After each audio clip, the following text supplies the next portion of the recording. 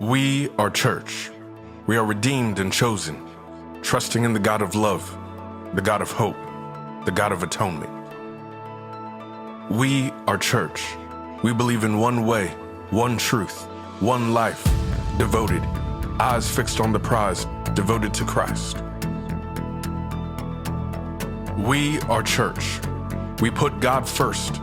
We are like-minded people created in Christ for good works, made in the image of greatness, made to reflect the greatest love ever known. We are church, the light in the dark, the hope to the hopeless, a brand new start, peace for the broken heart, a love that has open arms. We are church. Not four walls. We are a body of believers following the call to know we are forgiven, the call to love without condition, the call to trust without division. We are church, a community with open doors, serving the poor, living for more. We are broken people with a united cause, an unbroken love in a divided society, proclaiming Jesus is Lord. This is what we do. We don't judge. We don't hold a grudge. We are not perfect, but we aspire to love.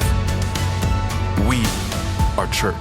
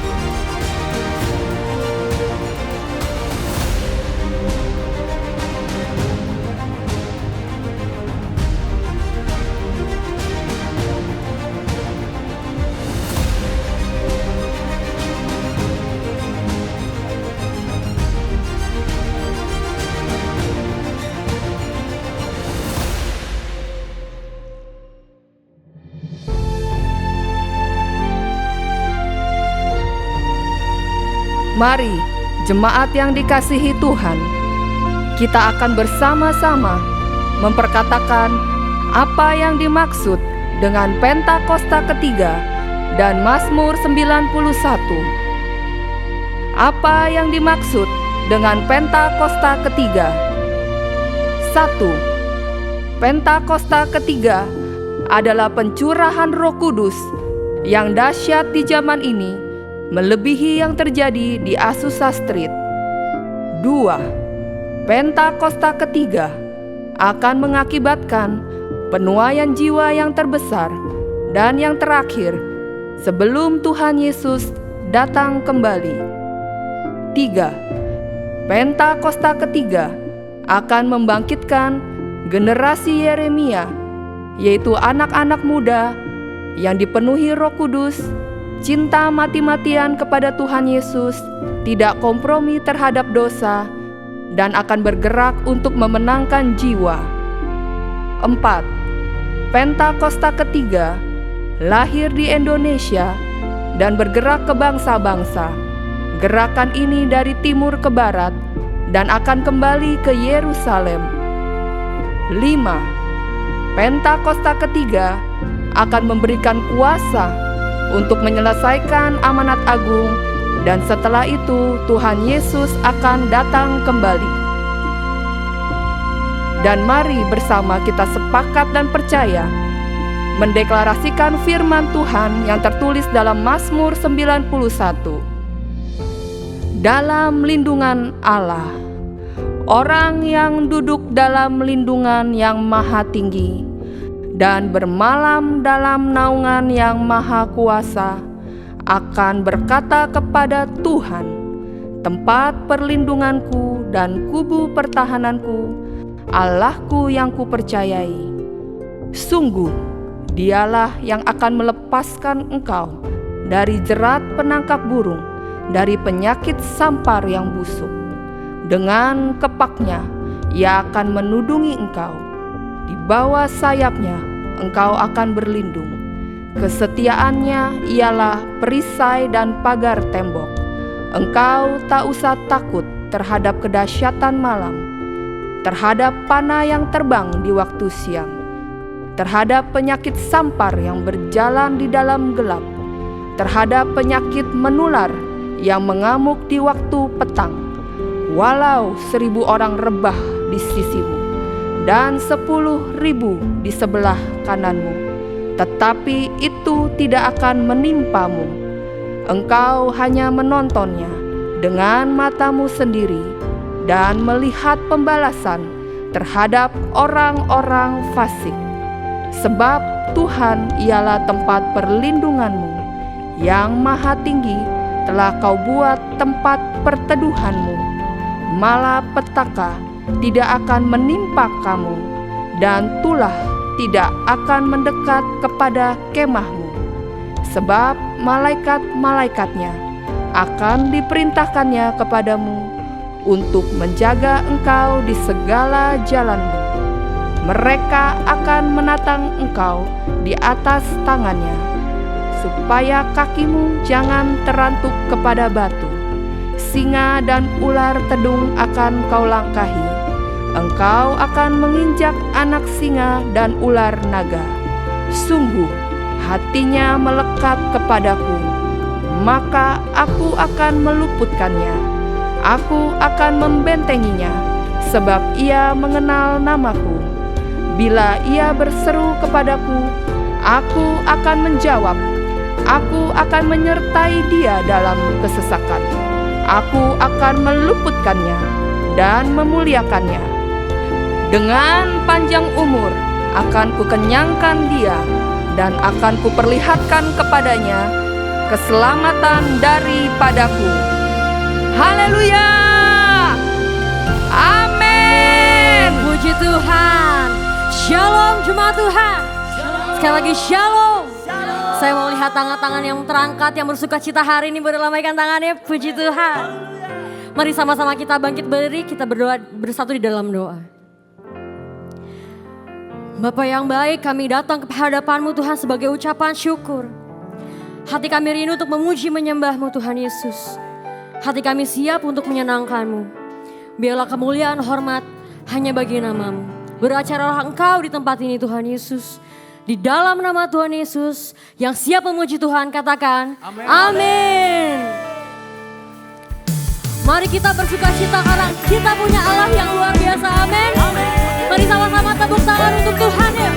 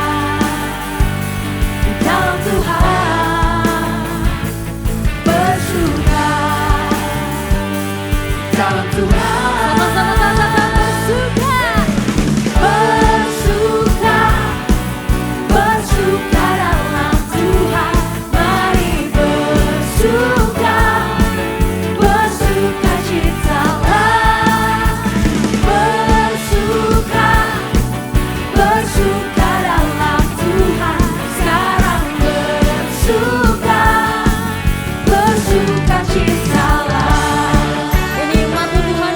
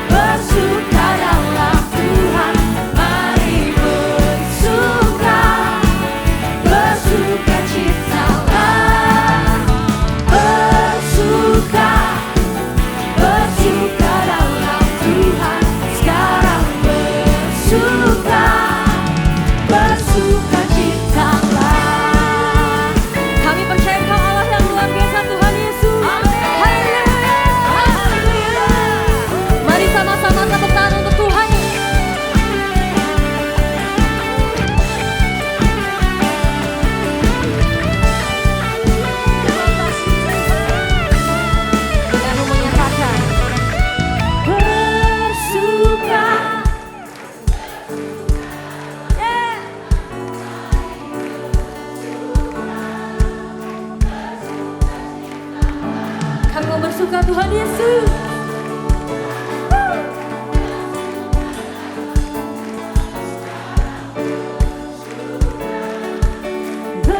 Sekali lagi lebih keras buat Tuhan, amin.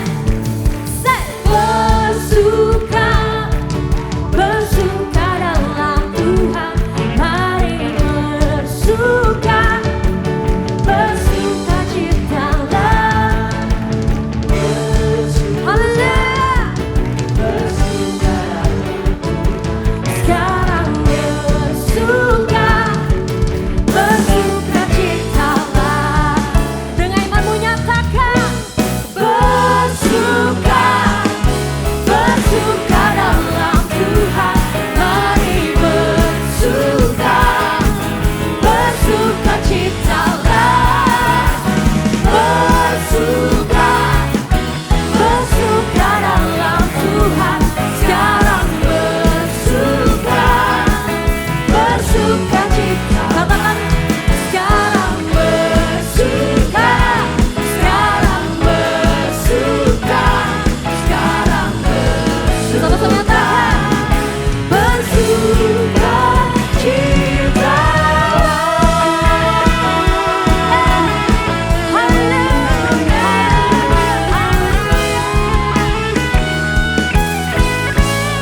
Sama-sama beri tepuk tangan yang terbaik untuk Tuhan. Haleluya. Mari sekali lagi kita berikan sorak-sorak yang meriah buat Tuhan kita. Hari ini kita mau bangkitkan jiwa kita. Kita mau tanggalkan segala beban. Kita mau bersorak buat Tuhan kita. Sorakan haleluya.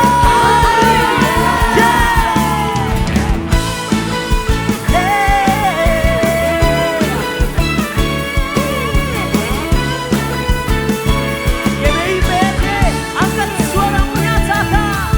Di dalam kelemahan Kau datang membebaskan. Oh Yesus, Kau berharga bagiku. Ku cari arti hidup, tak ingin lagi redup, sebab Kau telah angkat segala bebanku. Semuanya terangilah aku dengan kasih-Mu. Bersinar di dalamku, bangkitkanku. Semuanya katakan sukacitaku penuh, nyanyian baru ku naikkan, karena pengorbananmu bangkitkanku. Sukacitaku penuh, sorak-sorakku naikkan, karena keselamatanmu bangkitkanku. Semuanya nyatakan bangkit jiwaku. Terima kasih Tuhan. Yeah.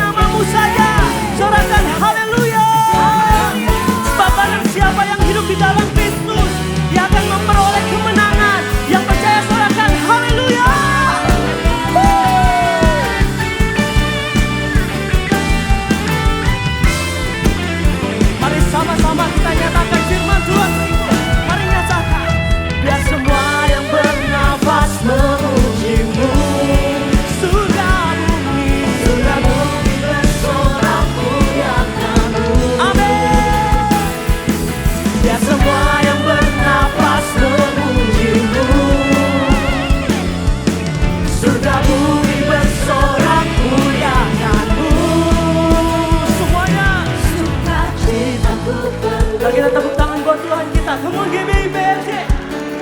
Karena pengorbananmu bangkitkanku sukacita. Haleluya.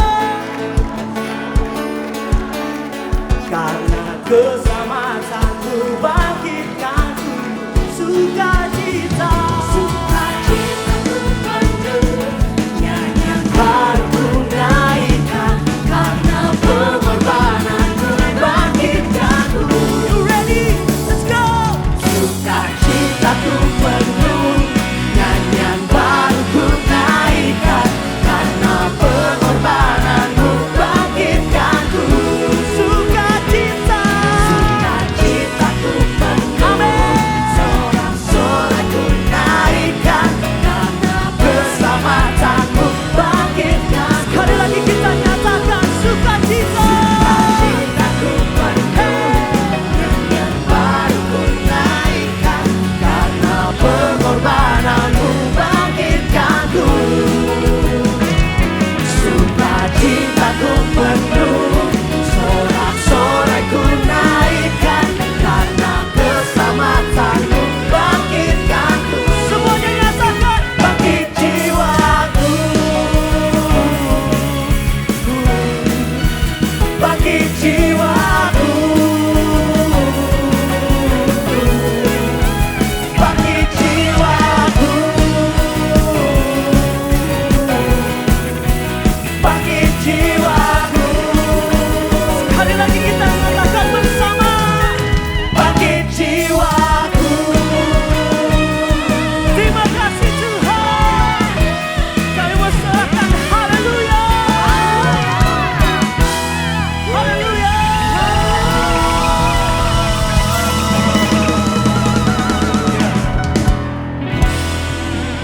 Terima kasih Tuhan atas pencurahan Roh Kudus terjadi atas tempat ini. Oleh sebab itu Tuhan, setiap kami akan bangkit menjadi saksi-saksi-Mu. Terima kasih Tuhan. Mari Bapak Ibu jemaat Tuhan, bersama-sama kita perkatakan visi tahun 2025 adalah tahun penuaian. Tahun 2025 adalah tahun penuaian. Tahun 2025 adalah tahun penuaian. Tahun 2025 adalah tahun penuaian. Kami percaya Tuhan, tahun penuaian akan dialami oleh setiap jemaat-jemaat Tuhan di tempat ini. Setiap jemaat Tuhan akan masuk musim panen raya. Terima kasih Tuhan. Dan kami berdoa Tuhan untuk bangsa kami Indonesia. Engkau terus memberkati bangsa kami Indonesia. Kiranya pintu-pintu penginjilan Tuhan bukakan. Dan kami percaya setiap lidah akan mengaku, setiap lutut akan bertelut bahwa Yesus adalah Tuhan dan Juru Selamat. Kami juga terus berdoa bagi Bapak Presiden Prabowo dan wakilnya Bapak Gibran. Tuhan yang terus tuntun berikan hikmat serta rasa takut dan gentar akan Tuhan untuk mengambil setiap keputusan dan kebijakan, boleh mendatangkan keadilan dan kesejahteraan yang tepat untuk bangsa kami Indonesia. Terima kasih Tuhan. Juga kami mengangkat tangan kami berdoa bagi Pak Niko, Gembala Sidang kami juga Gembala CK7 Pak Dr. Yanto. Tuhan yang terus tuntun berikan hikmat bagi hamba-hambamu dalam pelayanannya, dalam pengembalaannya, membawa setiap kami menjadi umat yang layak di hadapan Tuhan. Berkati kesehatan, dan kami percaya Tuhan bahwa perlindungan dan pembelaan Engkau sempurna atas seluruh keluarga besar hamba-hambamu. Juga di saat ini Tuhan, kami bersyukur Tuhan bahwa Engkau telah menggenapi janji-Mu di era Pentakosta ketiga. Engkau telah mencurahkan Roh-Mu atas setiap generasi Yeremia. Generasi ini akan bangkit untuk menyelesaikan amanat agung, akan cinta mati-matian kepada Tuhan Yesus, tidak kompromi kepada dosa, dan akan terus bergerak untuk memuliakan nama Tuhan. Dan kami berdoa khususnya untuk anak-anak muda di tempat ini. Anak-anak muda, dengarkanlah firman Tuhan. Carilah dahulu kerajaan Allah dan kehendaknya, maka engkau akan ditambah-tambahkan hikmat 10 kali lebih cerdas. Engkau akan mampu bersaing di tengah-tengah goncangan dunia. Terima kasih Tuhan. Inilah menjadi doa kami di dalam nama Tuhan Yesus Kristus. Mari yang percaya kita sama-sama katakan amin.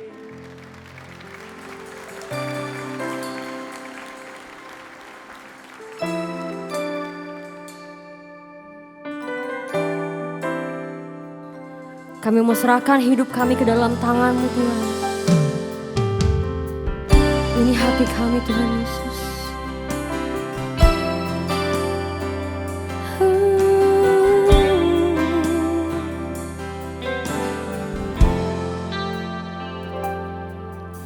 Kau telah buktikan cintamu padaku. Kau membayarku dengan hidupmu. Ku bersyukur yang ada padaku, semuanya milikmu. Ku persembahkan seluruh hidupku di mezbahmu. Hanya Kau yang menjadi tempat jawaban. Hanya Kau tempatku berharap.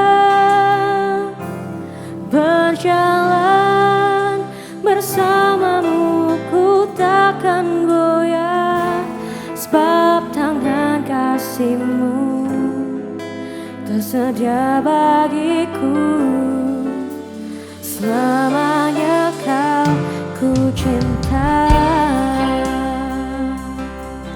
Di setiap hati kami Tuhan Yesus.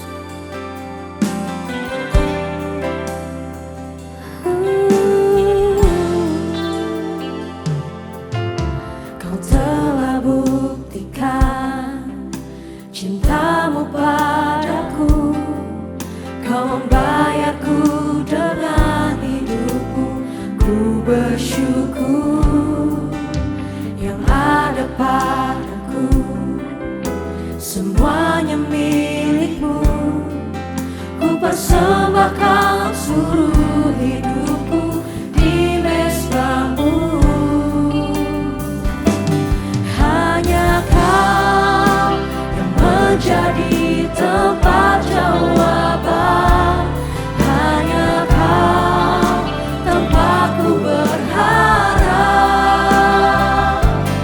Berjalan bersamamu ku takkan goyah, sebab tangan kasih-Mu tersedia bagiku. Selamanya Kau ku cinta. Hanya Kau Tuhan. Hanya Kau yang menjadi tempat jawaban.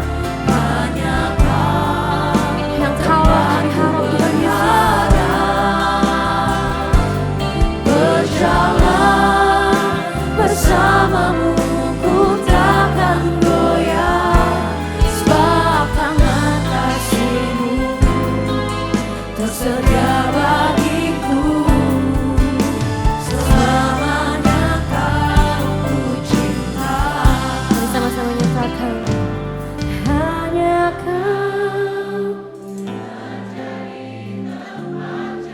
Yes, Tuhan, ini doa kami Tuhan Yesus.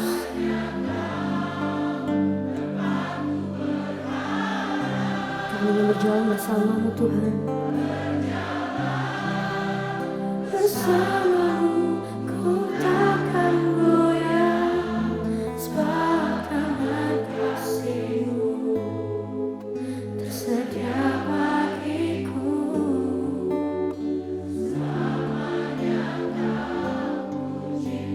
Sekali lagi dengan sungguh-sungguh. Hanya Kau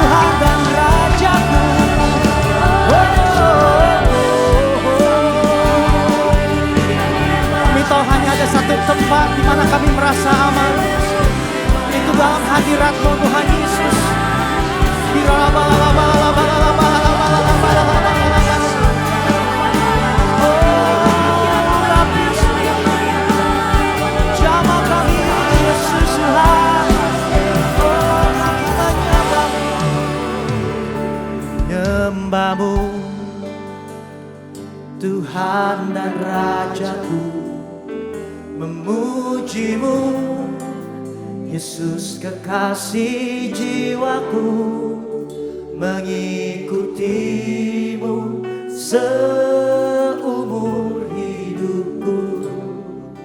Di hadirat-Mu bahagiaku penuh, lebih lagi katakan menyembah-Mu, Tuhan dan Rajaku, memuji-Mu, Yesus kekasih jiwaku, mengikuti-Mu seumur hidupku. Di hadirat-Mu bahagiaku penuh. Berikan tepuk tanganmu yang terbaik. Kita sama-sama nyatakan. Ku rindu diam di bait-Mu, menikmati anugerah-Mu. Di hadirat-Mu bahagiaku penuh, Yesusku, Kau kerinduanku. Katakan ku rindu. Ku rindu diam di bait-Mu, menikmati anugerah daripada-Mu. Sebab kami tahu di hadirat-Mu bahagiaku penuh, Yesusku, Kau kerinduanku. Mari bersama jemaat Tuhan menyembah-Mu, Tuhan dan Rajaku, memuji-Mu, Yesus kekasih jiwaku, mengikuti-Mu seumur hidupku. Di hadirat-Mu bahagiaku penuh, kami menyembah-Mu, Kau Tuhan dan Raja kami, Tuhan dan Rajaku, memuji-Mu, Yesus kekasih jiwaku, mengikuti-Mu seumur hidupku. Di hadirat-Mu bahagiaku penuh. Mari angkat pujian ini dari awal. Katakan ku rindu. Ku rindu diam di bait-Mu, kami menikmati anugerah-Mu, menikmati anugerah-Mu. Di hadirat-Mu bahagiaku penuh, Yesusku, Kau kerinduanku. Mari angkat suaramu, nyanyikan. Menyembah-Mu,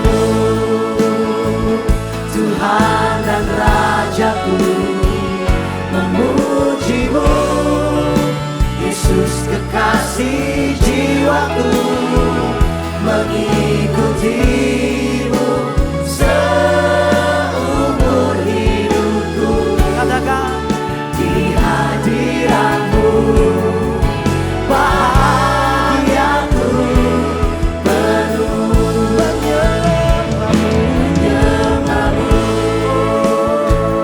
Tuhan dan Raja kami, memuji-Mu, Yesus kekasih jiwa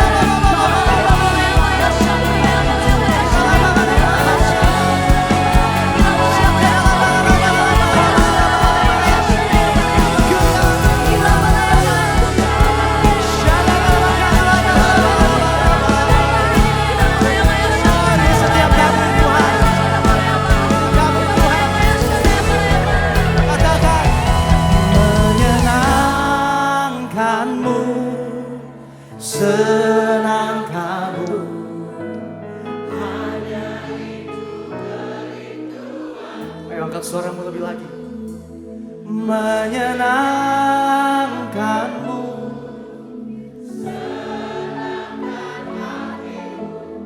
hanya itu kerinduanku. Menyenangkanmu, senangkanmu, hanya itu kerinduanku. Doa setiap kami Tuhan Yesus. Senangkan hatimu, hanya itu kerinduanku. Sepakat kami nyatakan. Menyenangkanmu, senangkanmu, hanya itu kerinduanku. Menyenangkanmu, senangkan hatimu, hanya itu kerinduanku. Kau yang rindu menyenangkan Tuhan, mari bersama angkat suaramu, katakan. Menyenangkanmu, senangkanmu, hanya itu kerinduanku. Menyenangkanmu, senangkan hatimu, hanya itu kerinduanku. Sekali lagi, menyenangkanmu, senangkanmu, hanya itu kerinduanku. Ini kerinduan kami umatmu GBI PRJ Tuhan Yesus. Amin. Senangkan hatimu, hanya itu kerinduanku. Kasih tepuk tangan buat Tuhan Yesus. Angkat tanganmu dan suaramu nyatakan. Menyenangkanmu, senangkanmu, hanya itu kerinduanku. Menyenangkanmu,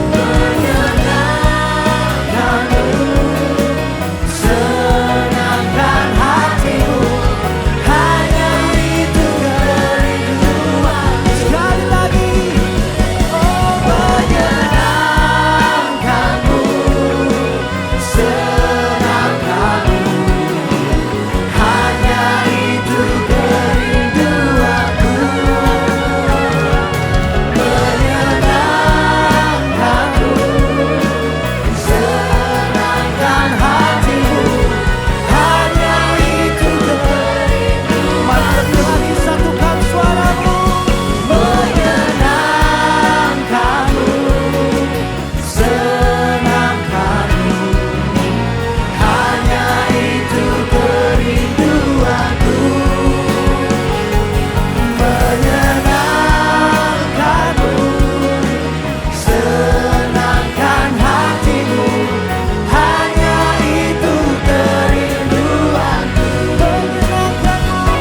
Menyenangkanmu, senangkanmu, hanya itu kerinduanku. Menyenangkanmu, senangkan hatimu, hanya itu kerinduanku. Hanya itu, hanya itu kerinduanku. Hanya itu kerinduanku. Hanya itu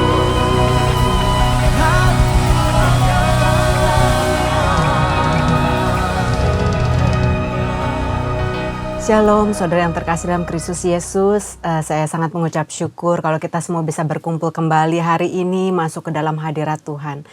Saudara, hari ini adalah hari ulang tahun Kota Jakarta, karena itu saya mengucapkan selamat ulang tahun untuk semua penduduk Kota Jakarta. Saya punya kerinduan, saudara, bahwa jajaran pemerintahan duduk anak-anak yang takut akan Tuhan. mulai dari daerah sampai pemimpin pusat, saudara menteri-menteri, saudara punya kerinduan yang sama enggak? Dan saya rasa ini bukan sebuah kebetulan bahwa wakil presiden kita adalah seorang anak muda, saudara. Karena apa? Karena gereja pun mendoakan supaya anak-anak muda generasi Yeremia bisa tampil, stand out, memimpin, menjadi wakil daripada Tuhan. Nah, hari ini saya rindu untuk membawakan sesuatu yang Tuhan taruh di hati saya, saudara, berjudul Empowering the Digital Generation. Mempersiapkan generasi digital. Nah, apa sih generasi digital itu? Siapa sih mereka, saudara? Mereka adalah orang-orang yang punya digital native. Jadi dari lahir itu mereka melek teknologi. Kalau saya mungkin gaptek, saudara ya, karena saya udah nggak masuk di usia ini. Tetapi mereka dimulai dari generasi alpha, yaitu usia di bawah 15 tahun. Kemudian generasi Z usia 16 sampai 30 tahun. Kemudian generasi milenial atau generasi Y umurnya 31 sampai 45 tahun. Jadi saudara tahu umur saya ya. Karena tahun ini lahir generasi yang baru, saudara, di tahun 2025, yaitu generasi beta. Nah, kita harus tahu, saudara, sebelum kita membimbing mereka masuk ke dalam rencana Tuhan, kita harus tahu apa karakteristik mereka, saudara. Mereka adalah orang-orang yang hidup di dunia maya, living online. 58% mengatakan mereka takut kalau nggak ada internet access karena hampir seluruh kehidupan mereka berpusat di dunia maya. Kalau mereka capek, mereka main games online. Kalau mereka pengen socialize, mereka masuk ke dalam sosial media, saudara. Kalau mereka, bahkan 64% mengatakan kalau mereka mau ambil keputusan, mereka cek internet dulu, saudara. Mereka berteman dengan AI, mereka berteman dengan ChatGPT, mereka berteman dengan Mbah Google. Bahkan teman saya yang generasi ini, saudara, kalau dia mau potong rambut, dia buka app, oke, saya rambutnya bagusnya pendek atau panjang, keriting atau lurus. Kemudian kalau dia mau berpakaian meeting, saudara, dia akan cek dulu kalau saya pakai celana hijau, cocoknya dengan atasan warna apa yang membuat kulit saya terlihat lebih putih dan sebagainya. Ini sesuatu yang menarik ya, saudara ya, karena mungkin untuk orang-orang sebaya atau seusia saya, kita tidak melakukan hal ini. Tetapi bukan hanya itu, tapi anak-anak saya, teman-teman mereka itu semua punya dating app. Mereka kalau mau ketemu orang lain itu ketemu di dunia maya. Bahkan bertemu dengan orang-orang yang belum pernah mereka lihat secara fisik. Nah, apakah ini baik atau enggak? Teknologi itu seharusnya baik, saudara. Karena apa? Diciptakan dengan hikmat daripada Tuhan. Tetapi kita juga harus hati-hati karena kita tidak tahu dengan siapa kita bergaul. Apalagi ketika kita nggak pernah ketemu orangnya. Kita nggak tahu apakah dia sungguh-sungguh orang atau AI. Ya, dan kita harus tahu membuka mata terhadap apa yang terjadi di dunia luar, saudara. Nah, generasi Z ini, saya dapat berita yang kurang baik bahwa mereka di PHK hampir di seluruh belahan dunia. Karena apa? Majalah Fortune mengatakan 6 dari 10 perusahaan di Amerika memecat Gen Z beberapa bulan setelah dipekerjakan. Ini sesuatu yang sedih, saudara, karena kita tahu ekonomi sedang resesi, banyak orang yang di PHK bukan hanya di luar negeri tetapi di Indonesia juga. 60.000 orang sampai dengan bulan ini sudah di PHK. Dan beberapa perusahaan mengatakan beberapa ribu orang akan digantikan dengan AI. Karena apa, saudara? Karena demo di mana-mana, karena menuntut kenaikan upah, karena begitu banyak persoalan. Dan Gen Z ini salah satunya yang golongan terbesar yang mereka kena PHK. Euronews mengatakan 1 dari 6 perusahaan di Eropa tidak mau memperkerjakan Gen Z setelah lulus kuliah. Nah, kita harus tahu kenapa, saudara. Para pengusaha ini mengatakan bahwa mereka tidak sanggup mendidik anak-anak muda ini karena mereka punya kepribadian, kebiasaan yang berbeda. Mereka mengutamakan mental health. Jadi mereka sukanya ke gym dulu. Jangan workload terlalu banyak, harus istirahat, harus ada waktu untuk socialize dan lain sebagainya. Sehingga para pengusaha ini mengatakan sepertinya budayanya kurang cocok. Karena mereka kurang profesional. Kenapa kurang profesional? Banyak yang datang terlambat karena ke gym dulu. Kemudian cara berpakaian kurang profesional.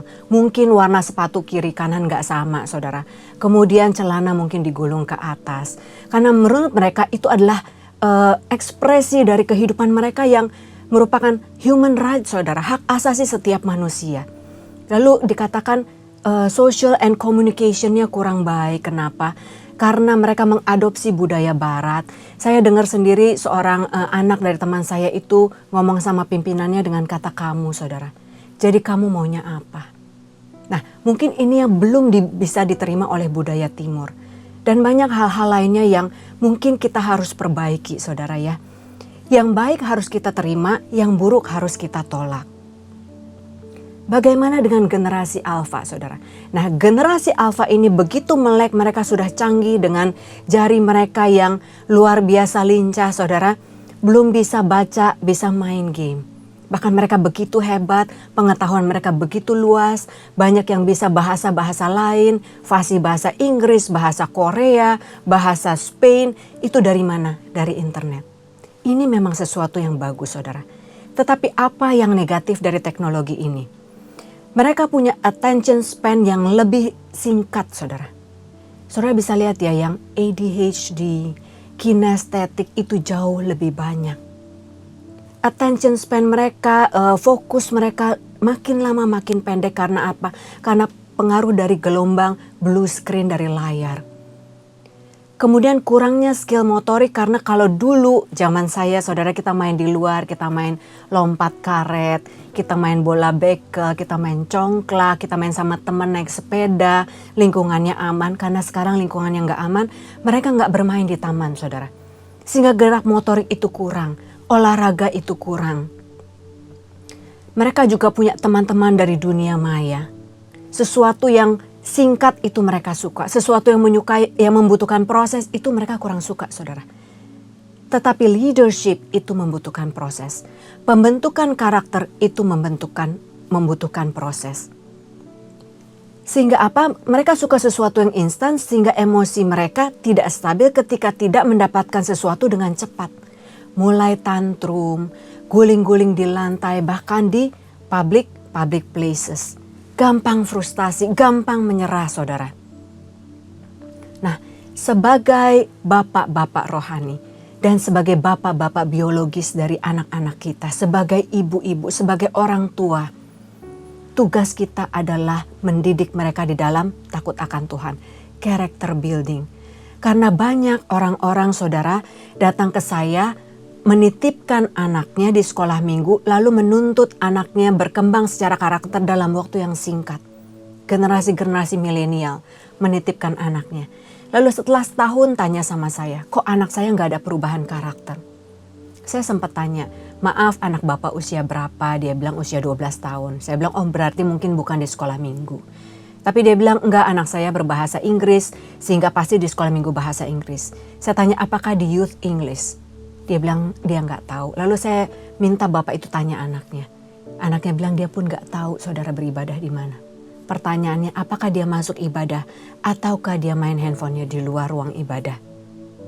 Karena apa, saudara? Tugas mendidik dan membina mereka bukanlah tugas guru sekolah minggu, bukan tugas pendeta, bukan tugas Tuhan. Itu adalah tugas kepada kita, bapak-bapak mereka, ibu-ibu mereka. Efesus 6 ayat 4 mengatakan, dan kamu bapak-bapak janganlah bangkitkan amarah di dalam hati anak-anakmu, tetapi didiklah mereka di dalam ajaran dan nasihat Tuhan. Ayah adalah imam, raja, dan nabi. Nabi maksudnya apa? Kita adalah wakil Tuhan, kita bisa mendengarkan suara Tuhan, dan itu kita ajarkan kepada mereka. Kita adalah imam, kita bangun mezbah keluarga. Di mana 2-3 orang berkumpul sepakat meminta sesuatu yang baik.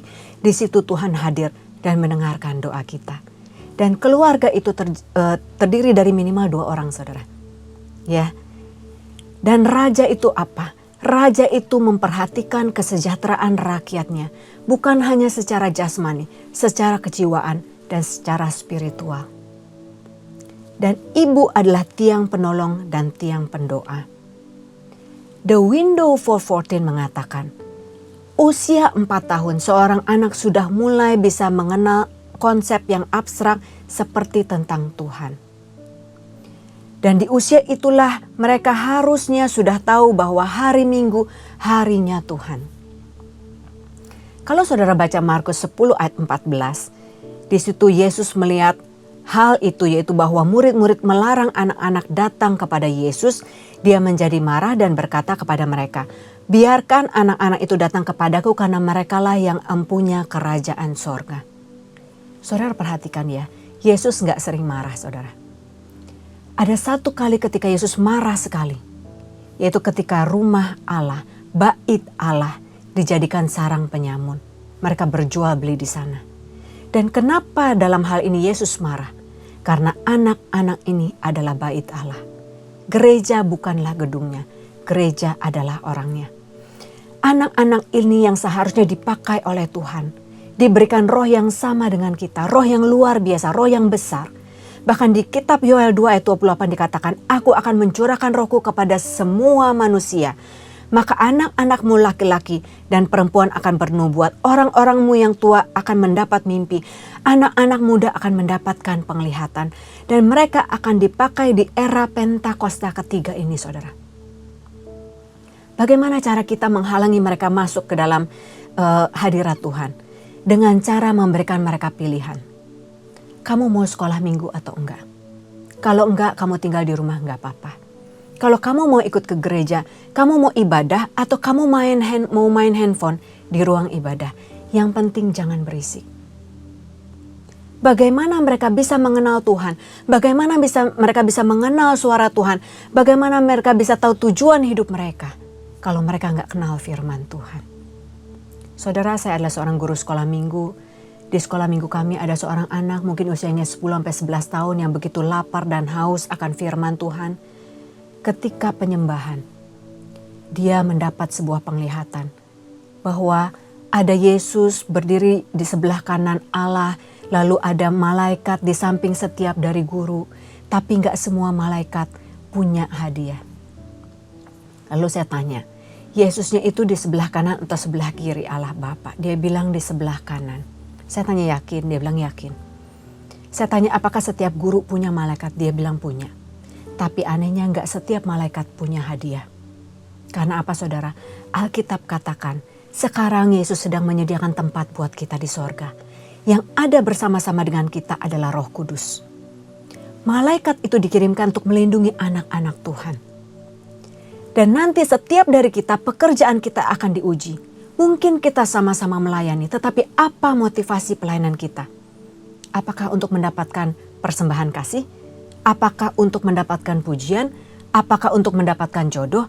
Ataukah kita sungguh-sungguh rindu membawa umat-umat Tuhan masuk dalam kerajaan sorga?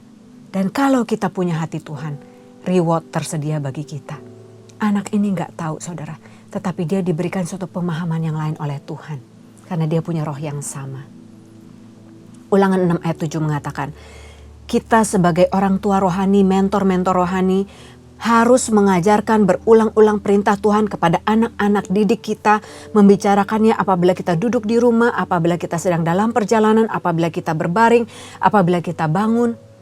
Saya punya kebiasaan saudara, di meja makan kita makan bersama, tidak ada yang boleh pegang handphone.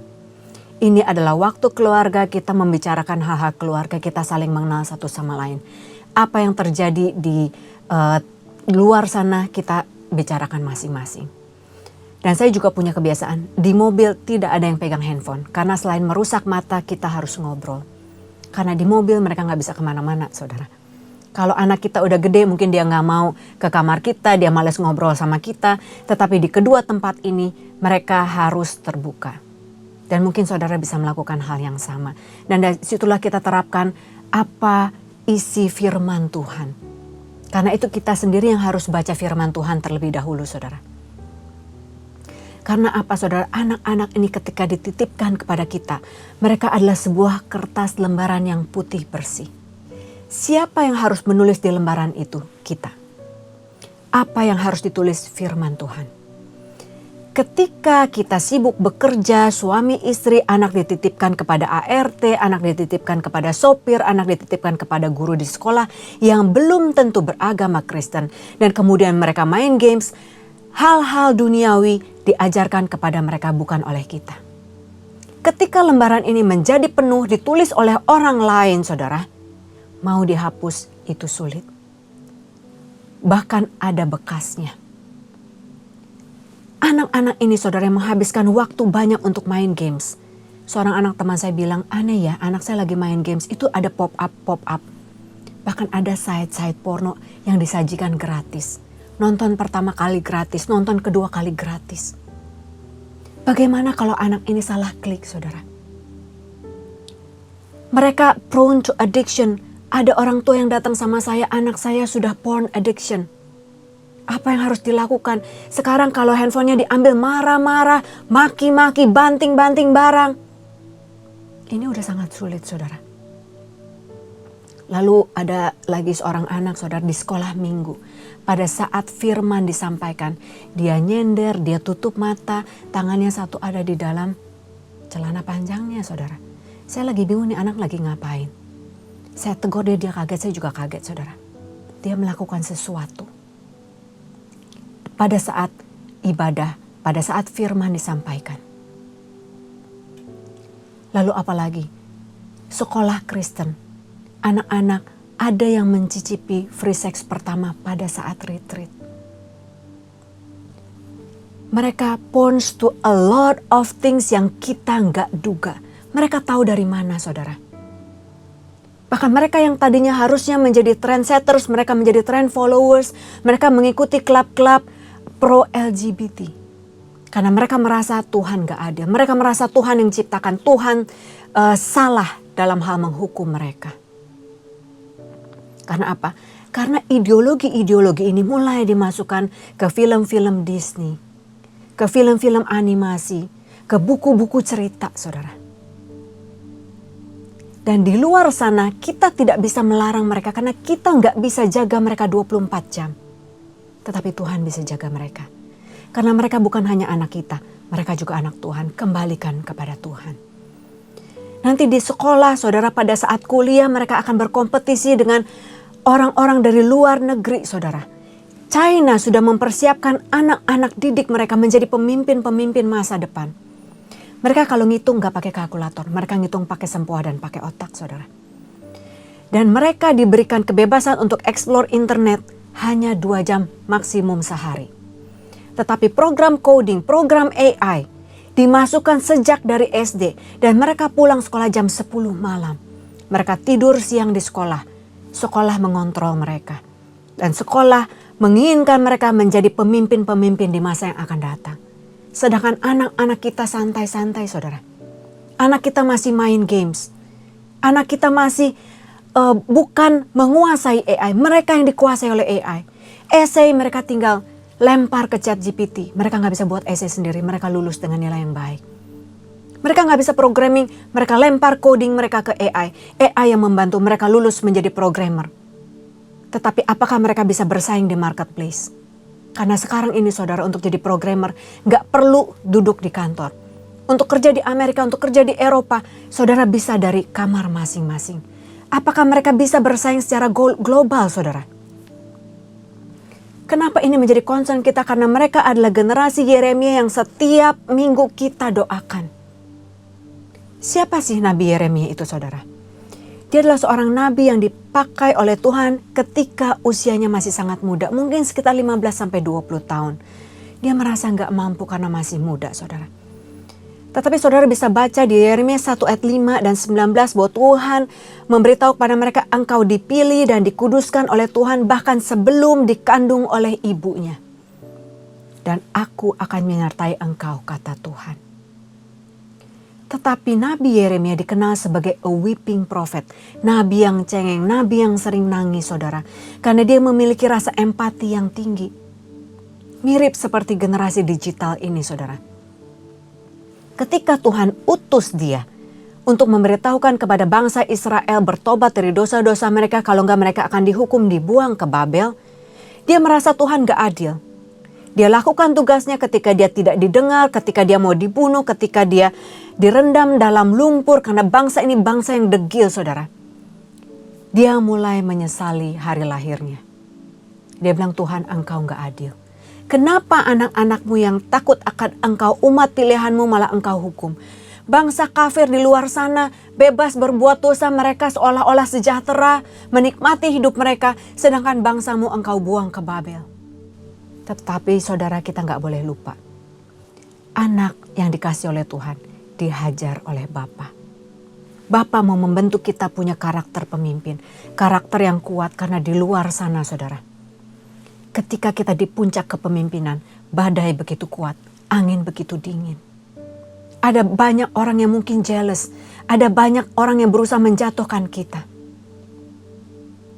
Nah, kita selalu berdoa supaya mereka seperti Daniel. Siapakah Daniel, saudara? Kita sama-sama lihat. Daniel 1 dikatakan ayat yang ke-20. Dalam tiap-tiap hal yang memerlukan kebijaksanaan dan pengertian yang ditanyakan raja kepada mereka, didapatinya bahwa mereka 10 kali lebih cerdas daripada semua orang yang berilmu dan semua ahli jampi di seluruh kerajaannya. Siapakah mereka? Daniel, Sadrak, Mesak, dan Abednego. Budak-budak Israel yang dibuang, ditawan oleh bangsa Babel. Tetapi mereka punya mental yang berbeda. Mereka tahu mereka bukan siapa-siapa. Mereka tahu mereka budak. Tetapi kepada keempat orang muda itu Allah memberikan pengetahuan, kepandaian tentang berbagai-bagai tulisan dan hikmat. Sedang Daniel juga mempunyai pengertian tentang berbagai-bagai penglihatan dan mimpi. Karena apa, saudara? Permulaan dari hikmat adalah takut akan Tuhan. Bukankah ilmu pengetahuan itu milik Tuhan? Bukankah hikmat itu diberikan oleh Tuhan? Saya punya seorang teman, saudara, yang sungguh-sungguh punya karunia penglihatan bernubuat yang sangat tepat. Dan itu masih dicurahkan di zaman ini. Saya punya teman yang bisa mengartikan mimpi seperti Daniel. Karena mereka hidup bergaul dengan Allah. Apa sih rahasia Daniel? Sehingga Tuhan begitu sayang sama dia. Dan bukan hanya Tuhan, raja-raja yang dilayani oleh Daniel, Sadrak, Mesak, Abednego sungguh-sungguh sayang sama mereka, saudara. Yang pertama, Daniel knows his priority. Daniel tahu prioritas utamanya.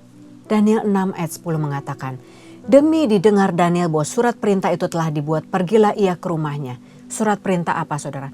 Bahwa orang yang tidak menyembah raja dalam waktu 30 hari akan dibunuh dengan cara dimasukkan ke gua singa. Setelah dia dengar itu, dia masuk ke kamarnya di atas tingkap-tingkapnya yang terbuka ke atas Yerusalem. 3 kali sehari ia berdoa, berlutut, memuji Allah seperti yang biasa dilakukannya. Dan dia gak takut siapa-siapa, dia hanya takut kepada Allahnya.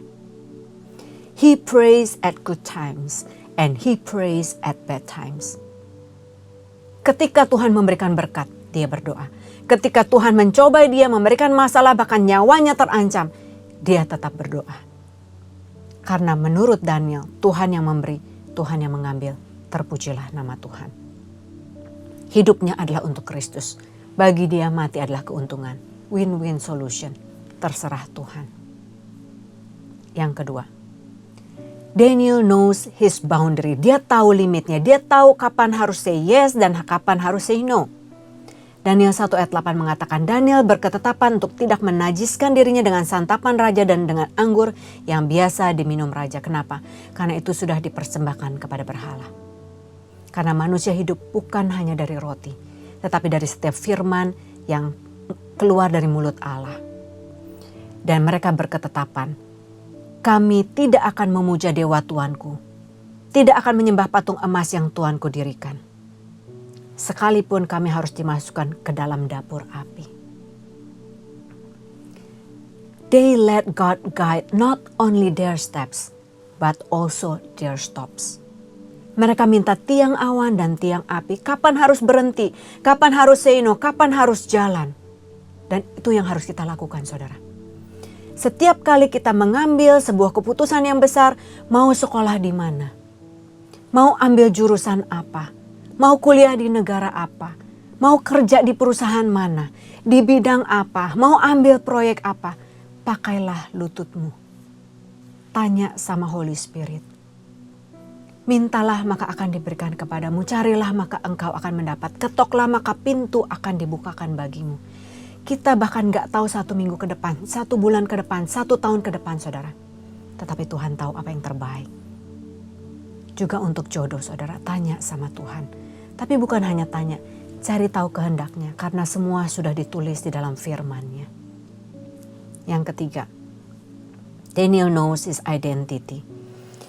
Daniel 6 ayat 3, maka Daniel ini melebihi para pejabat tinggi, para wakil raja karena ia mempunyai roh yang luar biasa.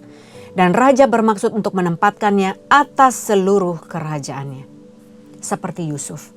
Ketika mereka lolos setia dalam perkara kecil, perkara-perkara besar menunggu. Kemudian karena banyak orang yang iri, saudara, para pejabat tinggi wakil raja mencari alasan dakwaan terhadap Daniel dalam hal pemerintahan. Tetapi mereka tidak mendapat alasan apapun atau suatu kesalahan. Sebab mereka setia dan tidak didapati suatu kelalaian atau suatu kesalahan pada Daniel. Kenapa saudara? Karena Daniel punya spirit of excellence. He always does his best. Apapun yang dia lakukan seperti untuk Tuhan walaupun tidak ada yang melihat. Pegang janji Tuhan saudara. Amsal 22 ayat 29 mengatakan, pernahkah engkau melihat orang yang cakap dalam pekerjaannya? Di hadapan raja-raja ia akan berdiri, bukan di hadapan orang-orang yang hina. Do our best doesn't mean that we have to be the best. Kalau kita bilang sama anak-anak kita, you have to be the best. Dia akan pakai segala cara untuk be the best. Untuk mengalahkan teman-temannya. Dengan curang, dengan nyontek, dengan sikut sana, sikut sini. Itu bukan maksud Tuhan dalam firman ini. Do your best and let God do the rest. Ada bagian kita, ada bagian Tuhan saudara. Yang keempat, Daniel knows his purpose. Berkatalah raja kepada Daniel, sesungguhnya Allahmu itu adalah Allah yang mengatasi segala Allah yang berkuasa atas segala raja. Siapa yang ngomong ini saudara? Nebukadnezar yang membuat patung emas, yang menyuruh semua orang menyembah dan mengatakan tidak ada Allah lain selain daripada dewaku. Kenapa Nebukadnezar bisa tahu ini saudara? Karena mereka membuktikan ada Allah lain yang jauh lebih berkuasa, yang melepaskan Sadrak, Mesak, dan Abednego dari dapur perapian. Bahkan para penjaga yang memasukkan mereka itu pun tersambar api, saudara. Lalu Daniel 6 ayat ke-26, bersama ini kuberikan perintah bahwa di seluruh kerajaan yang kukuasai orang harus takut dan gentar kepada Allahnya Daniel. Sebab dialah Allah yang hidup, yang kekal untuk selama-lamanya, pemerintahannya tidak akan binasa dan kekuasaannya tidak akan berakhir. Yang ngomong siapa? Raja Darius, Raja Persia. Yang memutuskan bahwa semua orang yang tidak menyembah dia harus masuk ke gua singa. Bahkan di gua singa itu ada malaikat berjaga-jaga untuk Daniel. Raja keluar dan mengatakan, sungguh Allahmu adalah Allah yang luar biasa. Dan untuk itulah kita ditempatkan di antara orang-orang yang sulit ini saudara. Supaya hidup kita bisa menjadi kitab yang terbuka. Supaya mereka tahu kita punya roh yang luar biasa. Allah yang hidup. Yang bukan hanya mengasihi kita. Tetapi juga mengasihi mereka. Nah, bagaimana mendidik anak-anak muda ini saudara? Amsal 22 ayat 6. Didiklah orang muda menurut jalan yang patut baginya. Maka pada masa tuanya pun ia tidak akan menyimpang daripada jalan itu. Saudara, ada 4 cara metode mendidik anak. Yang pertama itu absentee parent. Ya udahlah, biarin mereka melakukan apa yang mereka mau. Jangan kasih mereka melakukan apa yang mereka mau, saudara. Kita adalah wakil Tuhan untuk mereka. Kalau mereka harus sekolah, kita tahu. Jangan kasih mereka memilih mau ke gereja atau enggak. Itu belum waktunya. Mereka boleh pilih untuk hal-hal yang sederhana, saudara. Mau pakai baju apa? Mau ikat rambut apa? Hal-hal yang sederhana kita kasih mereka supaya mereka bisa belajar untuk memecahkan masalah. Tahu konsekuensi dari pilihan mereka. Tapi jangan juga kita menjadi orang tua yang ya udah semua mami yang lakukan deh. Semua papa yang lakukan deh. Kamu tinggal ikutin aja. Ke restoran kita yang pilihin makanannya. Kemana-mana kita yang atur hidup mereka. Hati-hati saudara. Kemarin itu Di berita ada seorang ibu usia 50 tahun sekian meninggal, 2 orang anaknya ikut bunuh diri terjun dari apartemen lantai 20 atau 30 di Jakarta Barat, saudara. Saya begitu penasaran berapa usia anak ini, kasihan amat karena maminya single parent, saudara. Saudara tahu berapa usia kedua anak perempuan ini? 28 dan 31 tahun. Mereka nggak bisa hidup tanpa mamanya. Lalu jangan juga kita menjadi ayah dan ibu yang militer, main pukul, main hukum. Bimbing mereka sejak mereka muda, sejak mereka lahir, sejak mereka mulai bisa berpikir, saudara. Perdekatkan, dengarkan lagu-lagu worship, supaya roh Allah bekerja, saudara. Ada seorang guru sekolah minggu, saudara, kalau Father's Day dia nangis. Dia waktu itu belum sempat mengampuni papanya dan papanya sudah meninggal. Saya tanya kenapa. Dia bilang, Ci, dari SD aku selalu ranking 5 besar. Lalu ketika SMP, SMA, ranking aku turun. Papa begitu marah. Dia hukum saya. Rambut saya yang panjang dia potong pendek. Saya nggak pernah punya rambut pendek seumur hidup karena saya nggak suka rambut pendek. Dan dia katakan, kalau saya nggak pinter, apa itu salah saya? Kenapa papa hukum itu permalukan saya di depan semua orang? Sehingga orang lain tahu nilai saya jelek. Kalau saya nggak pinter, kenapa papa nggak ambil waktu ajarin saya? Papa nggak pernah punya waktu. Dia hanya mau saya berhasil sendiri. Dia hanya taunya menghukum saya. Saudara, jangan bangkitkan amarah anak-anak. Biarkan mereka mengambil keputusan didampingi oleh kita. Be their coach, be their mentor, saudara. Bilang, I believe in you. Ketika mereka down, ketika mereka merasa bukan siapa-siapa, ketika mereka merasa gagal, saudara, gali potensi mereka. Pasti ada satu talenta yang Tuhan berikan kepada mereka. Tugas kita adalah mendampingi mereka, saudara. Menemukan jati diri mereka, menemukan tujuan hidup yang sudah Tuhan persiapkan untuk mereka. Mempersiapkan mereka menjadi pemimpin-pemimpin di gereja dan di marketplace. Karena the opposite of success is not failure. Lawan daripada kesuksesan bukan kegagalan, saudara, tetapi ketakutan untuk gagal. Ketika kita bilang sama mereka, engkau tidak boleh gagal. Mereka tidak mau mencoba, saudara, karena mereka takut. Saudara harus tahu, saudara, bahwa orang-orang yang sukses di luar sana di Instagram begitu sukses, followersnya banyak, mereka jatuh berkali-kali, saudara. Thomas Alva Edison, sebelum dia berhasil menciptakan bola lampu, waktu kecil, dia diusir oleh sekolahnya. Mamanya dipanggil ke sekolah, diberikan sebuah surat. Kami tidak sanggup mendidik anakmu, bawa pulang didik sendiri. Mamanya baca itu, Thomas Alva Edison tanya, Mah, kenapa saya nggak boleh sekolah? Mamanya bilang, oh karena kamu sangat pintar, nak. Sekolah nggak sanggup, nggak apa-apa, mama yang ajarin. Lalu ketika dia berhasil menciptakan bola lampu, lalu media massa memberitakan bahwa dia gagal 9.995 kali, dia marah, saudara. Dia bilang, saya bukan gagal. Saya menemukan 9.995 cara kenapa bola lampu itu gak nyala. Dan sekarang saya tahu kenapa dia nyala. Ketika mamanya meninggal, dia temukan surat itu, dia kaget, saudara. Karena apa yang mamanya katakan berbeda dengan yang tertulis. Ada iman seorang ibu yang percaya kepada anaknya. Michael Jordan, 9.000 shot dia miss. Dia kalah 300 game. Dia dikeluarkan dari liga basket. Kalau dia menyerah, dia bukan Michael Jordan yang kita kenal sekarang, saudara. James Dyson, dia rindu menciptakan vacuum cleaner tanpa filter. Ide dia ditolak 5.126 kali. Karena dianggap nggak mungkin. Karena dianggap nggak mustahil. Dia berhasil. Dan sekarang hair dryer yang dia ciptakan dimimpi-mimpikan oleh semua wanita, saudara. Saudara, ke semua hotel bintang 5 itu buatan James Dyson. Walt Disney, karakter Mickey dan Minnie dianggap tidak kreatif, gak bisa menjual, 302 kali ditolak.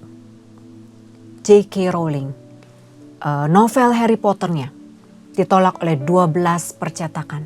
Dianggap nggak mungkin, nggak menjual. Novel picisan, terlalu wild imagination. Buang aja.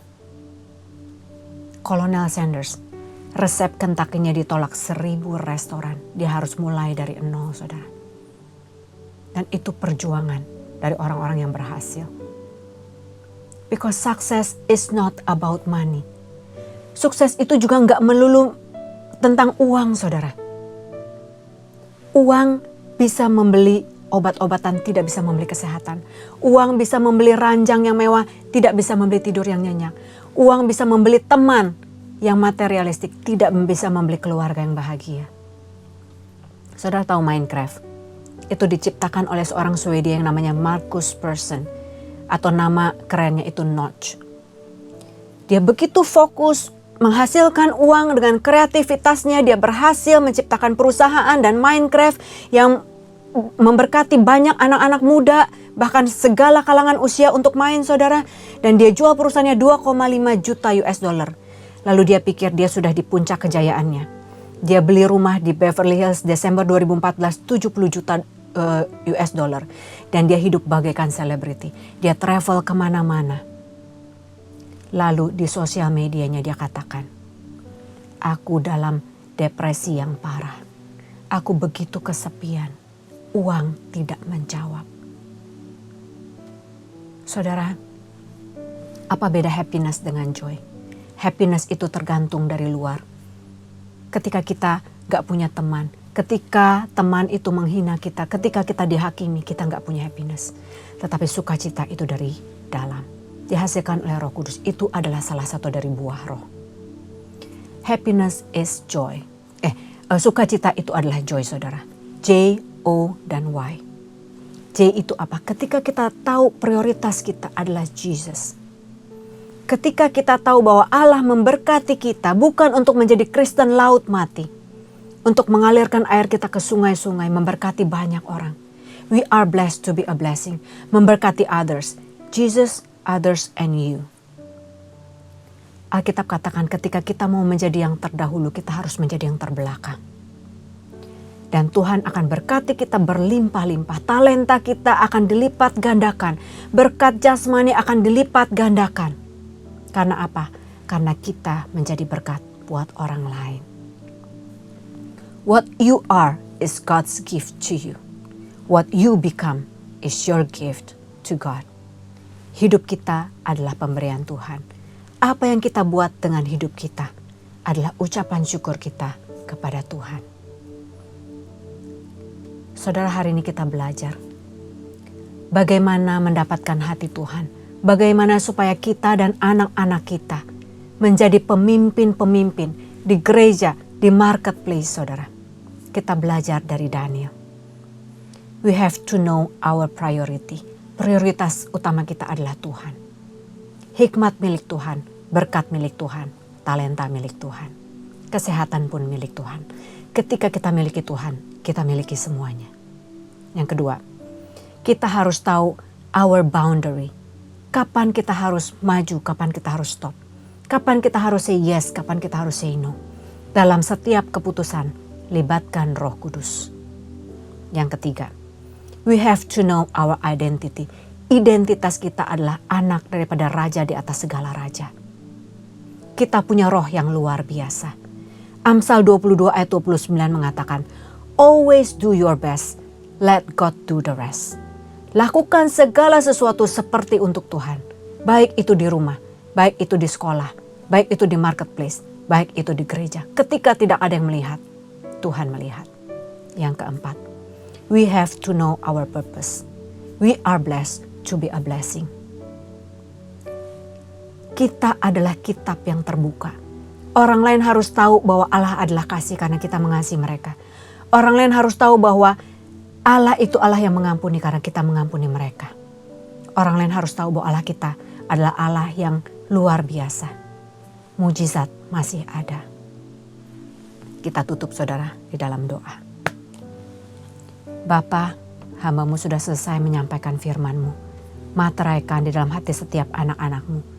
Hamba-Mu yakin dan percaya mereka ada hari ini mendengarkan firman-Mu karena Engkau mau panggil dan pilih mereka. Menjadi pemimpin-pemimpin di masa depan. Menjadi bapa-bapa rohani. Seperti Petrus, kami katakan, Bapa, kami mengasihi-Mu. Jesus, we love you. Dan karena kami mengasihimu, kami akan pegang tugas kami. Menggembalakan domba-domba yang terhilang, domba-domba yang tersesat, memberi makan mereka secara jasmani, kejiwaan, dan rohani. Berikan kami hikmat Tuhan untuk membimbing digital generation ini, generasi-generasi muda menjadi pemimpin-pemimpin yang takut akan Tuhan.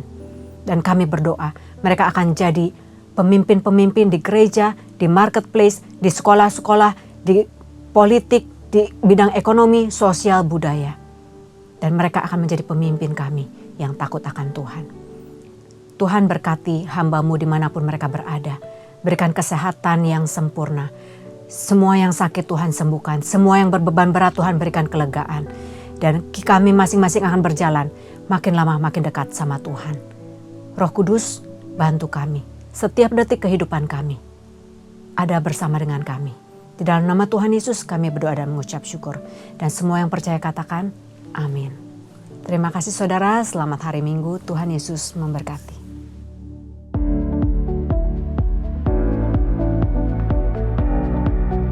Shalom. Gembala dan seluruh pengerja CK7 serta jemaat Tuhan mengucapkan terima kasih kepada PDP Tien Setiawati yang telah memberkati kita semua melalui penyampaian pesan firman Tuhan pada hari ini. Tuhan Yesus memberkati ibu dan keluarga berlimpah-limpah. Amin. Berikut kami sampaikan beberapa pengumuman. Ibadah Raya via live streaming hari Minggu 29 Juni 2025 pukul 7, 9, 11.30, 14 dan 16.30 waktu Indonesia Barat akan dilayani oleh PDP Rita Arifin. Ibadah Raya hari Minggu tanggal 29 Juni 2025 diadakan di GBPRJ pukul 7, 9 dan 11.30 waktu Indonesia Barat dilayani oleh Pendeta Henry Salak Parang. Pukul 16.30 waktu Indonesia Barat dilayani oleh PDM Willy Santoso. GBPRJ Mandarin pukul 9 waktu Indonesia Barat dilayani oleh PDP Daud Salim. GB Interkon pukul 7, 9 dan 11 waktu Indonesia Barat dilayani oleh PDP Charlie Yeremia. Pukul 16 dan 18 waktu Indonesia Barat dilayani oleh Pendeta Henry Salak Parang. GB San Moritz pukul 9, 11, 13, 15 dan 17 waktu Indonesia Barat dilayani oleh Pastor Nehemia Lolowang. GB PRJ Pluit pukul 9, 11 dan 16.30 waktu Indonesia Barat dilayani oleh Pendeta Robertus Purwadi SSPD. GB HCR pukul 8 dan 10 waktu Indonesia Barat dilayani oleh PDP Sudi Tandi. GBI Alam Sutra Mall pukul 7, 9 dan 11 waktu Indonesia Barat dilayani oleh Pendeta Dr. Andes Markus Simanjuntak MTH. Pukul 13, 15 dan 17 waktu Indonesia Barat dilayani oleh PDP Hartono. Ibadah Raya onsite di atas disertai juga dengan ibadah pemudaraan anak secara onsite. Ibadah yang ulang atau rerun yang dilakukan secara onsite untuk ibadah Mandarin Service dan 2PM yang profesional dan couple service dapat diikuti melalui YouTube channel GBPRJ CK7. Untuk persembahan umum atau kolekte, perpuluhan jemaat, ucapan syukur dan lain-lain dapat dilakukan melalui e-banking, mobile banking, ATM, maupun online di website rekening persembahan CK7, BCA Cabang Tamrin dengan nomor account 206 333 8222 atas nama GBPRJ. Sehubungan dengan libur nasional Tahun Baru Islam, maka diinformasikan sebagai berikut. Doa Fajar, Bible Study, Kul, dan kantor OTP wilayah Timur dan Barat pada hari Jumat dan Sabtu tanggal 27 dan 28 Juni 2025 diliburkan dan aktif kembali pada hari Senin 30 Juni 2025. Menara doa 24 jam tetap aktif seperti biasa.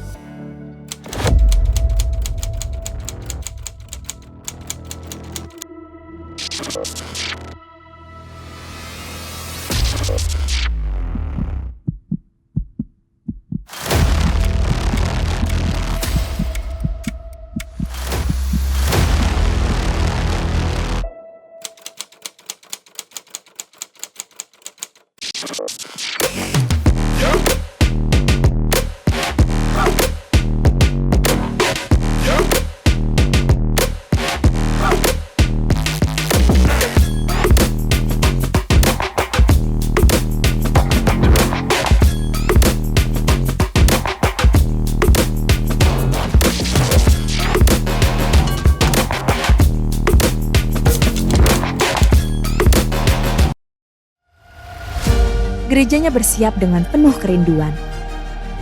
menanti kedatangan Sang Raja. Adakah kita siap menyambut Yesus Kristus yang segera datang? Bersama Women of Integrity di usia 17 tahun ini, marilah kita mengucap syukur atas perjalanan yang penuh pengharapan sebagai Brides of Christ untuk menyambut Yesus Kristus Sang Raja. Pada hari Kamis tanggal 24 Juli 2025 pukul 10 pagi. Dan akan dilayani oleh Ibu PDP Tin Setiawati dan pujian penyembahan dengan Mark Lesia Karim.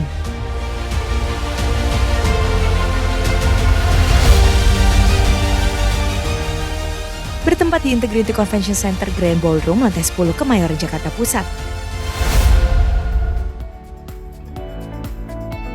Berikut kami informasikan pasangan dari Jemaat GBPRJ Grup CK7 yang akan melangsungkan pemberkatan nikah.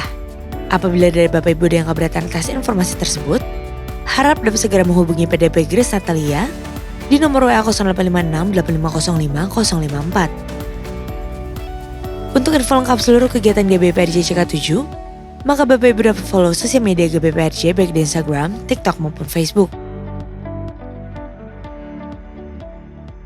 Sekian pengumuman pada hari ini. Terima kasih atas perhatian Bapak Ibu sekalian. Tuhan Yesus memberkati. Terimalah berkat yang berlimpah-limpah dari Allah Bapa, kasih karunia di dalam anaknya yang tunggal, Yesus Kristus. Persekutuan yang manis dengan Roh Kudus menyertai kita mulai saat ini sampai Tuhan Yesus datang untuk kedua kalinya, menjemput kita di awan-awan yang permai, bahkan untuk selama-lamanya. Semua yang percaya katakan amin. Shalom semuanya. Tema edisi Voice of Pentecost hari ini adalah berjalan di dalam roh, belajar dari Filipus. Kita akan melihat contoh dan ciri-ciri orang yang hidup di dalam roh dari kehidupan Filipus yang mengalami pertumbuhan rohani oleh karena ketaatan dan kesetiaannya dalam mengikuti firman serta tuntunan Roh Kudus. Ciri pertama orang yang hidup di dalam roh adalah mereka penuh dengan hikmat. Filipus adalah salah seorang diaken yang diangkat untuk pelayanan meja. Salah satu syarat yang dibutuhkan untuk posisi tersebut adalah kepenuhan Roh Kudus, yang artinya Filipus hidup dalam kepenuhan roh pada saat itu. Hal ini penting bagi orang percaya karena orang yang dipenuhi Roh Kudus akan menjadi orang yang efektif dalam pelayanan sesuai dengan kebutuhan yang ada. Ketika hikmat diperlukan, maka Roh Kudus akan mengaruniakan. Ketika keberanian diperlukan, hal itu pun akan disediakan. Ketika kuasa kesembuhan atau mengusir roh jahat diperlukan, maka kuasa itu juga akan dinyatakan. Ketika kita penuh dengan hikmat, Roh Kudus akan menuntun dan membimbing kita sehingga apapun yang kita perbuat akan dibuatnya berhasil dan sesuai dengan rencananya. Ciri kedua orang yang hidup di dalam roh adalah mereka memberitakan Injil dengan kuasa. Setelah Stefanus dirajam oleh orang-orang di Yerusalem, aniaya yang lebih luas mulai terjadi di kalangan murid-murid Tuhan Yesus. Dan banyak dari mereka yang melarikan diri keluar Yerusalem, termasuk Filipus. Kisah Para Rasul 8 ayat 5 menceritakan bagaimana Filipus pergi ke suatu kota di Samaria untuk memberitakan Injil di sana.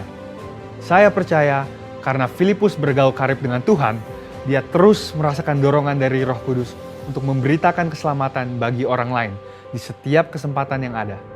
Hal tersebut merupakan karya Roh Kudus dalam hati orang percaya. Singkat cerita, orang-orang di Samaria percaya kepada berita yang disampaikan oleh Filipus.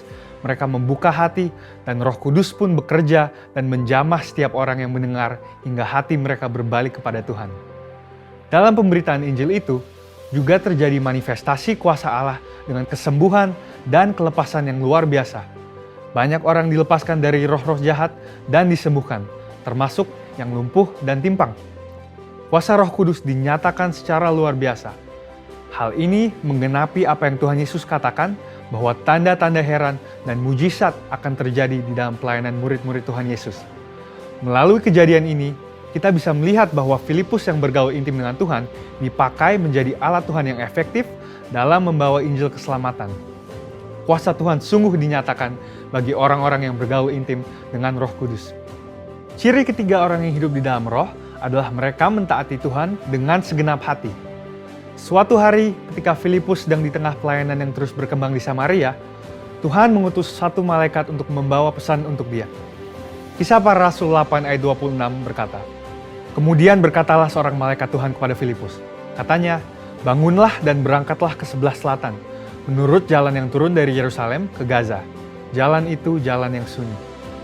Dibutuhkan ketaatan yang besar untuk melakukan perintah Tuhan dengan kondisi seperti Filipus pada waktu itu.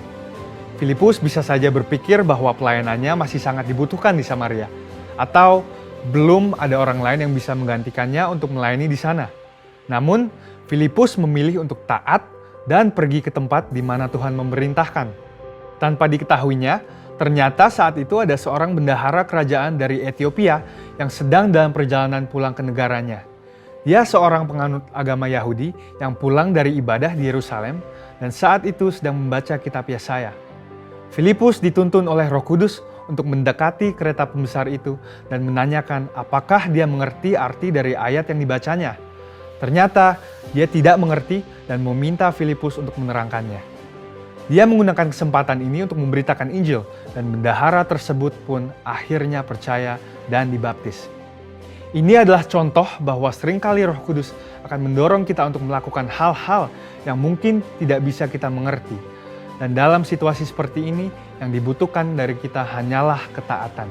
Dan pada waktunya, Tuhanlah yang akan menyatakan rencananya kepada kita, seperti dalam contoh kehidupan Filipus.